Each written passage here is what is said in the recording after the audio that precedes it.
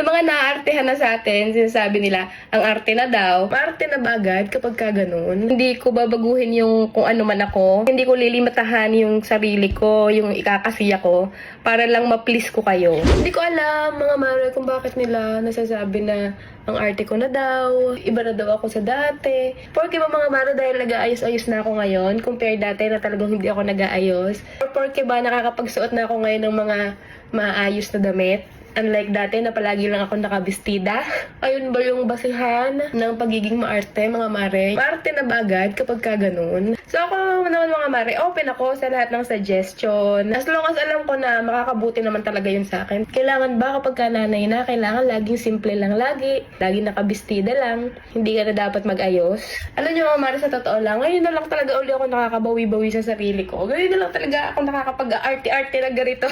Siguro, naninibago lang talaga kayo or naninibago lang sila. Alam mo yun, taong bahay lang talaga tayo dati. Talagang plain housewife, plain nanay. Kung anong itsura pagkagising na hindi nagsusuklay ng buhok. Basta na lang makapagtali, kung anong suot, okay na. Pero syempre ngayon kasi mga mare, iba na. Kung dati, paulit-ulit lang halos lagi yung sinusuot ko. Na kapag ka umaalis kami, halos yun at yun lang din lagi yung suot ko. Sobrang hinayang na hinayang talaga ako lagi pagbibili ng para sa akin. Bibili ako ng damit. Ay, wag na lang. Pangbili na lang ng bigas. May gusto akong bilhin na sandals. Wag na lang. Pang ulam na lang. Pang budget ng mga bata. Alam niyo, ganun talaga ako lagi. Ngayon kasi mga mare, syempre kahit paano, meron na mga nag-i-sponsor sa atin. Nagpapadala ng damit, bag, sandals, sapatos. Sobrang nakakatuwa kasi hindi ko na kailangan bumili. Syempre alam niyo naman, affiliate nga tayo, 'di ba? Content creator. Mga pinapadala sa atin ng mga ganyan damit or sandals, bag.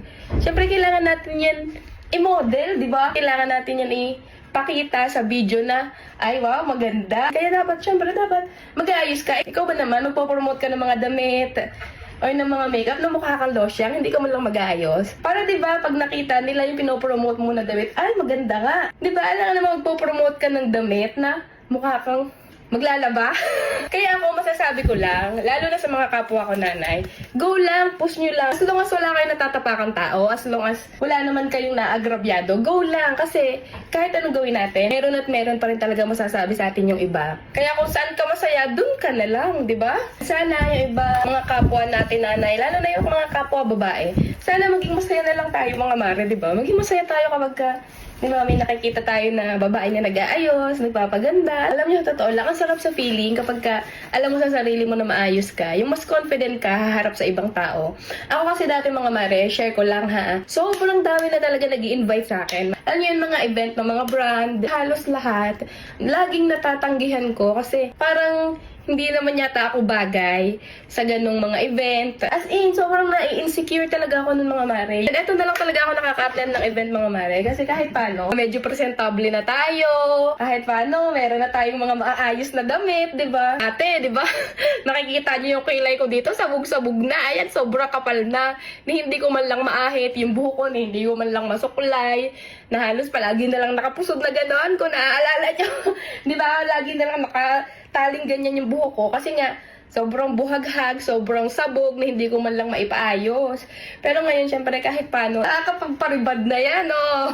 Tapos yung ribad pa, sponsor lang din. Alam niyo mga mare, sa totoo lang, kung hindi pa rin in-sponsoran tong paribad ko na buhok, hindi rin talaga ako magpaparibad. Promise, sobrang mahinayangin kasi talaga ako gumastos.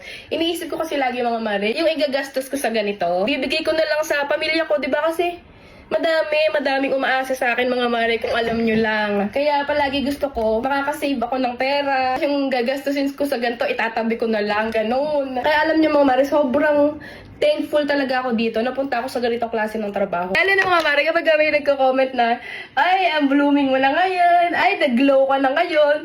Siyempre, nakakatuwa yun. Masarap sa feeling, kaya masabihan ng ganon. Kaya, di ba, feel na feel ko naman.